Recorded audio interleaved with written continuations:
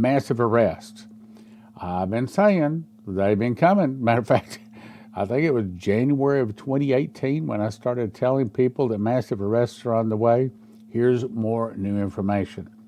So Bondi rails on unprecedented Arctic frost probe. You've heard about this, okay? So they were spying on a bunch of people they should not have been spying on, and I'm talking about Biden. Probably Obama was behind it too. Anyway, Attorney General Pam Bondi Tuesday figuratively shouted in disgust at the unprecedented Arctic frost probe of the Biden administration.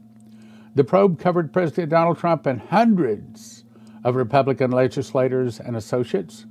In a post on X, Bondi said, "During the Arctic frost investigation, we found that special counsel seized President Trump's government-issued phone." Well, I didn't know that.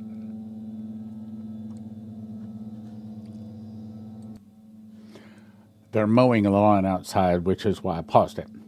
She added, "In addition, special counsel subpoenaed all of President Trump's personal phone records. We can never allow this to happen again." Good for them. So what they're saying here is we're getting real close to massive arrests, and I'm not talking about illegal aliens. Grassley wrote on March 14th that the Biden administration, FBI, acquired the government cell phones of President Donald Trump. You talk about invasion of privacy of the former president and former Vice President Mike Pence, among other government officials. Okay, you're not supposed to be able to do that. He said the FBI agents used taxpayer dollars to crisscross the country and conduct dozens of interviews in support of the political probe. In other words, they were looking under the fingernails of our former leaders, trying to find something to put them in jail over, trying to find something so they could not run for office.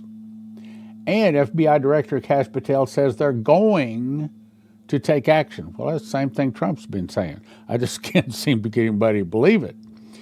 American People says, he wrote, they deserve to know the complete extent of the corruption within the DOJ and the FBI that led to the investigation into President Trump. Grassley said, we're making this information public for purposes of public accountability and to provide specific examples of past behavior. In other words, they're trying to stop it.